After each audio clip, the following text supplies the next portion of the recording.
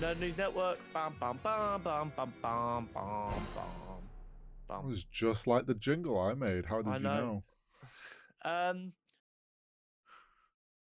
So, Oh, I mean, whether countries want to admit it or not, there's a global recession going on. yes, there is. There seems to be this weird thing where if we don't talk about it, it's not happening. It's happening.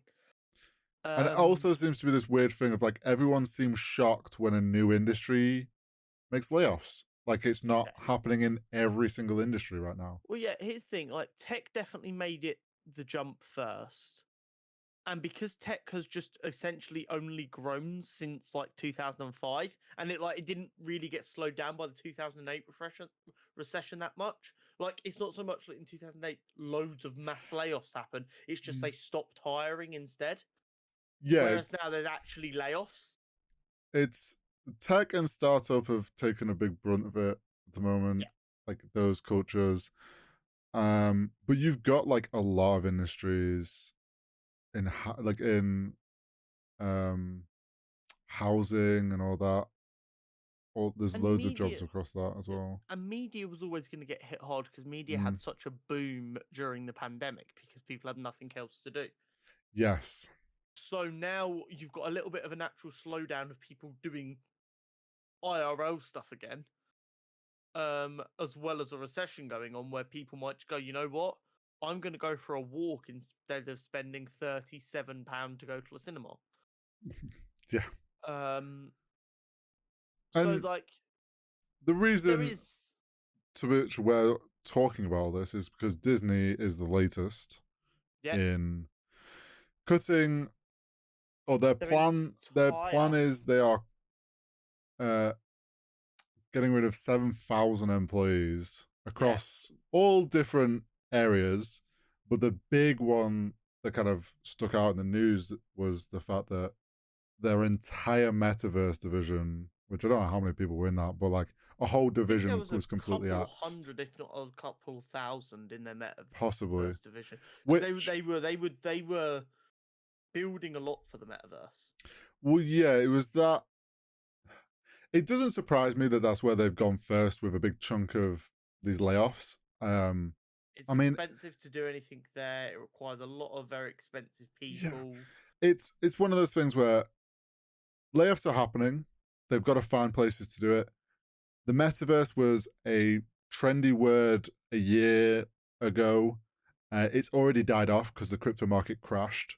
I All mean, these companies were like, no one who had more than three brain cells thought it was ever going to be anything. no. And it's like these companies all jumped on it because like Facebook started saying the metaverse, and all these companies jumped on this idea of like what this word was and crypto and Web3, and it all became this like kind of trendy like taglines and phrases. And Disney obviously, well, yeah, they have the money, they'll chuck money at it and have a look into it. And Well, quite yeah, if it clearly would isn't have gonna. gone nuts, Disney would have been like ground level in it, and they would It's have dominated that as well. it's clearly not going anywhere at the moment. Like crypto and Web3 is nowhere near where people They think it barely should even be. got legs in the metaverse.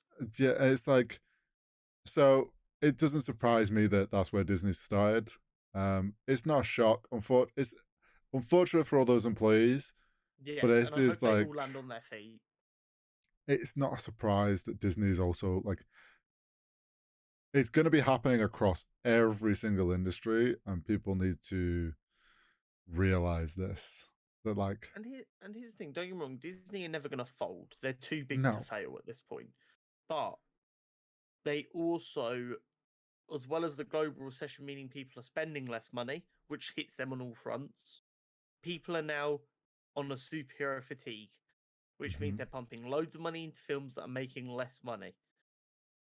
And Yeah, Disney Plus is, don't get me wrong, I'm sure they're making loads of money on Disney Plus, but their margin for that is definitely getting smaller. yeah, and you also need to remember, these big companies, like they've been around. Companies that have been around for years now and decades know how to navigate these things. Them unfortunately making layoffs is them protecting themselves and the future of the companies to get through this. And Yeah. realistically, it's the big companies that don't do that that you should be more wary of, because maybe down the line they have to make bigger cuts suddenly because they tried not to, sort of thing. Yeah, exactly. But unfortunate, not a huge surprise though. Unfortunately, it is Yeah, where we're going. But indeed. keeping kind of on with the Yeah, layoffs. layoffs at Disney, but this is a more notable one, and it shows Yes. that not everyone is untouchable. Mm, Ike Perlmutter, I think I pronounced that correctly, has been let go by Disney, which is really interesting for an executive high enough. Normally, it's just, oh, they've stepped away, like we yeah. saw last week, but has been let go by Disney. He was in charge of TV, game, and comics for Marvel. So if you look at like the last, I don't know, ever, that's been where Marvel's struggled the most. And has reportedly cancelled in the past Fantastic Four and X-Men comic lines to stop Fox getting story ideas back when Fox had the film rights. He was Mm-hmm. also a big champion for the Inhumans TV show. You remember that piece of shit show that never got finished? Mm. Uh, not a I surprise. don't. I'm not super close to his work. I don't know a lot of the things he's done. He might have done some really good stuff as well. Yeah. The But the tweet where I got this information from was clearly very happy to see him going though. I Um, think going off those things and the kind of flack that Marvel's been getting with TV stuff, especially. Also, if he's kind of blocked a lot of good Fantastic Four stuff, that now that the MCU has it and wants to do stuff with it, like, is he still getting in the way? Uh, it seems like him being let go was probably he was offered the opportunity to step away, or he was told, or he's just been on the like cutting board for a while and biding his time, but they've just been like, we've given you plenty of time, so you gotta well, I go. mean, let's remember what I don't know exactly what the year was, but it was late 90s. Marvel had to sell off the X-Men, Fantastic Four, and Spider-Man Mm-hmm. because that was all they were deemed to have any fucking value for to try and stay afloat, and then they had to sell up to Disney anyway. Yeah. Disney only wanted them because of action figures. They didn't give a fuck about anything else. And then they ended up launching the MCU, which has been a raging success. Yes. TV, DC still kicks their ass. Video games, DC Mm. still kicks their ass. Because Spider-Man Oh isn't yeah, owned true. by Marvel and Disney. That's Sony. True. True, true.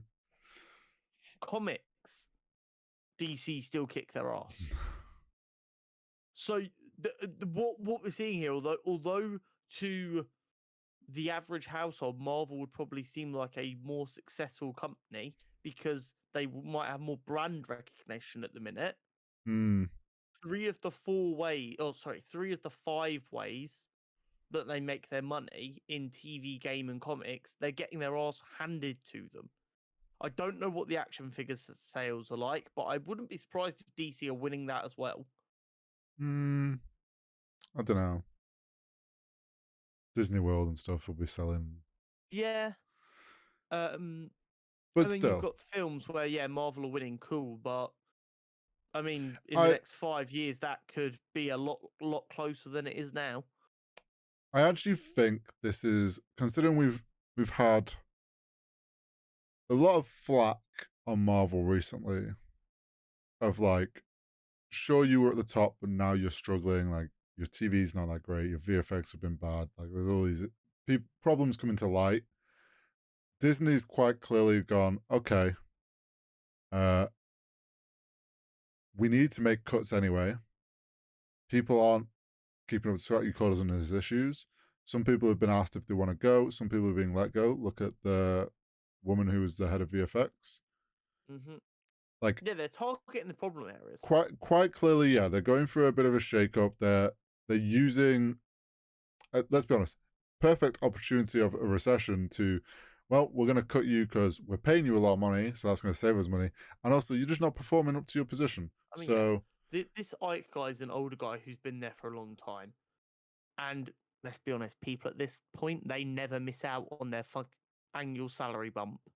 He was probably on ridiculous money because he's just been there so long. So, fingers crossed this means good things for the future of games, TV, and comic from Marvel. Next up, I'd like to announce that I'm now the TV, game, and comics creator for... No, I wish. I would be fuming What, if this is how I found out. I'd be fuming. Just live on the podcast, I announced that I'm fucking dipping to go be big Billy Bollocks in my suit. Mate, what do you mean dipping? I'll be like, right, get on the phone to Kevin right now. We're having a three-way podcast. Me, you, Kevin, every week. The Hat Bros. We all just wear a different hat every week. What a rebrand that'd be. Jesus Christ. I'm sure they've got like an old Marvel set just in a back warehouse that we could just turn into a podcast set. Like, however, we did get a first look at Vincent D'Onofrio on the set of Daredevil this week. Yes. He looks fucking good. Yeah, he does. I mean, we saw him back in Hawkeye. So we know the man is great for the role. He looks perfect for the role. He looks great on set. We saw a couple more pictures of Charlie as Matt Murdock, not as Daredevil, like in suit. I saw an interesting theory about, because we've talked a few times about when's the show set, and I was with the theory of post blip, everything's chaos, people are back, people have been... A theory that it is actually we're going back to during the blip. So I have a feeling, because this is an 18 episode series it's slated for, that there's just going to be a couple of flashbacks. See, okay. So the reason I was like, maybe it is during the blip, it would explain why Foggy and that aren't back. Because what if they've been blipped? Maybe that's why they're not back. I mean, this is just me holding out hope that they are going to come back eventually. But so I'm just trying to work out, when did the last season of Daredevil come out on Netflix? Oh, a while ago. But like, if it's during the blip, it would explain maybe why Punisher's back. Kingpin trying to rise to power. Got all that going on. Foggy and that have been blipped. So I think the last season came out in 2019. Yeah. Which would make it 4 years.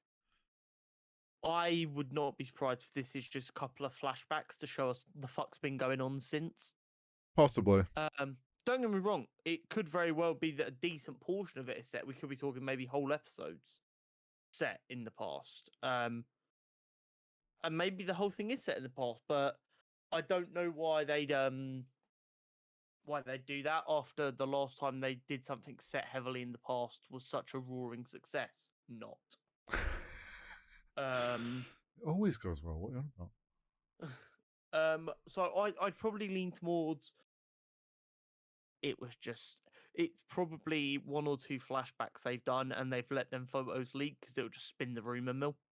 Yeah, probably. But I mean, that time is still set during the blips. It'll be interesting to see what's going on anyway. Yeah. Yeah, they look great. Looking forward to that. They really, really do. We also got, much more interesting to me personally, our first look at Lady Gaga's Harley Quinn. We have. In Joker, A Folie à Deux. I like the fit. Yeah, I don't mind it. It looks like it fits that world really nicely while still being very Harley Quinn. Mm-hmm. Lady Gaga's proven she can act in the film she did with Bradley Cooper, which names escaped me. Yeah, I know what you mean. I think this film could be really good. Here's my thing. It looks like it's looking great. The one thing that is just still keeping me on the fence is the fact that it's meant to be a musical. I'm just like, it feels... Now, don't get me wrong. It could be done well. It's just like, not what I expected to be coming next. Yeah. When you hear musical, you think like Grease. Yeah, unfortunately. But maybe it'll be a bit more West Side Story. Maybe. Uh, I mean, I'm gonna go watch it. I just am. we probably will, but Um, but it's definitely an interesting one. But we've sat here and we've said we wish they'd try more things and have a bit more yeah, I fun mean, and be a bit more creative. we know it's under Elseworlds, um, so they can do what they want. Like, The first one was really good. They're trying something new. Hopefully, it's good. That's all we can say. yeah, Um, but more Batman news. Woo, loads of an Batman news. Elseworlds Jesus. news. Yeah, Matt Reeves' Batman 2 villain is highly and heavily and lots of chitter chatter potentially going to be Mm, Clayface, mm, could which. could be interesting. So here's the thing. Oh, I don't hate it. I don't hate it at all. I quite like Clayface, and I kind of want to see a Clayface as a main antagonist, and I don't want to see Scarecrow or Joker again. yeah, Um, but I'm not sure if I think Clayface fits Matt Reeves' world as we've seen it. depends. Depends how he, because you've got to remember. Yes, Riddler was done in a very different tone to some classic like Riddler. Like I feel like in the first one, Riddler was done very serial killer esque. I So guess Matt Reeves' world gives me more of a mentally ill Batman villains vibe rather than supernatural villains vibe. mm, So I was looking for more like a Mad Hatter. I get you. I suppose Don't get me wrong, it could be done very well. I'm just curious to see yeah. how it's I think executed. it comes down to like how he does the visuals as well of Clayface, because like he did a very different visual for Riddler to what we're used to. Mm, So it's like he could have a way that this does really fit in with the world. I agree that I don't think it should be Joker. Joker's too. I do think this next one, in my opinion, should set up a Joker more. Like we got the tease. I hope we get the full setup, and there's a third one that is then the Joker one, and that's his like I little mean, let's trilogy. just go through these Batman films real quick, live action Batman films, and we'll see who the villains have been. Yeah. Mm-hmm. Okay, so we've got these might not be in the right year order, so bear with.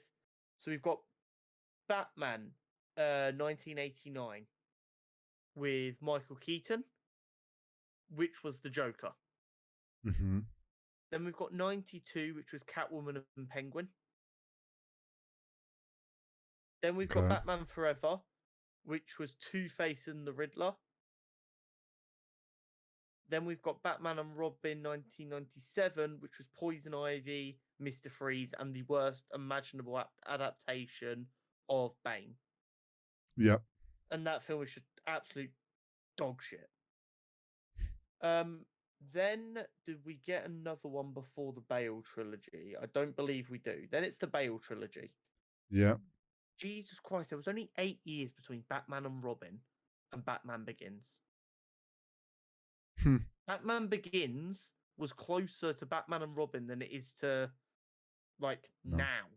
that's wild. That's wild how old those films are now. Yeah. So then you have Batman Begins, which was Scarecrow, The Dark Knight, which was Joker again, Yeah. and then Dark Knight Rises, which was Bane again. Yeah. Then we got Batman vs Superman, which was just Superman was the villain. Yeah. Maybe Lex Luthor, if you want to do it like that. Yeah. And then we got the Batman, which was the Penguin and the Riddler. So we've had since 1992 one, two, three, four, seven, eight Uh huh. different villains. Okay. And when you bear in mind, yeah, that's 1, 2, 3, 4, 5, 6, 7, 8, 9 films, but most of them have had more than one appearance and they've just had multiple villains in each film. Mm-hmm. Like Catwoman's been in 3 different films. And she hasn't been the main character in fucking any of them. She's probably had more. Her more recent one has probably been the most Matt Reeves' version of her. Yeah, I want to see. It's been a while since we've had Mr. Freeze, so I'd be okay with Mr. Freeze. Plus, it'd be nice to get a Mhm. good Mr. Freeze. Yeah. I'd be down for a Hush, a Mad Hatter. Mm. I mean, I could Fi- accept Two Face. It's been a while since we've had Two Face, at least. yeah, I feel like a Mad, no, a Mr. Freeze or Two Face will work very well, I think, in Matt Reeves' world. You could have Yeah. some interesting way of doing them. What I don't want is Especially, Ra's al Ghul again. I don't think we, not in Matt Reeves. I think it needs to be. I need I someone fucking out there, you know? see. I feel like Two Face would work well in Matt Reeves's I because it's like him for the third film of the trilogy, though. what to play in with Joker. Because we're obviously going to get to Joker. Also, we're presuming this is a trilogy from Matt Reeves. Matt Reeves could keep this going for a while if he wanted to.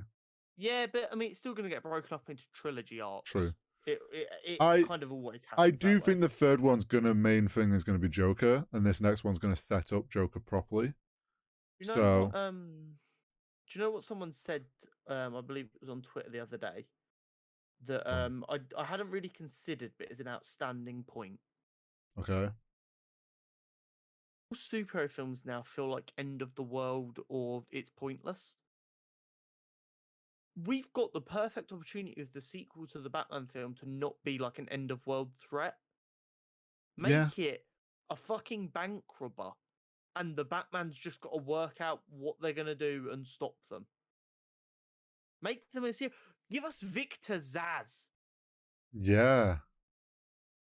That Give us actually would someone that be people know the name of, but they don't need to be outstanding. Let them just be a batshit crazy person that's just too much for.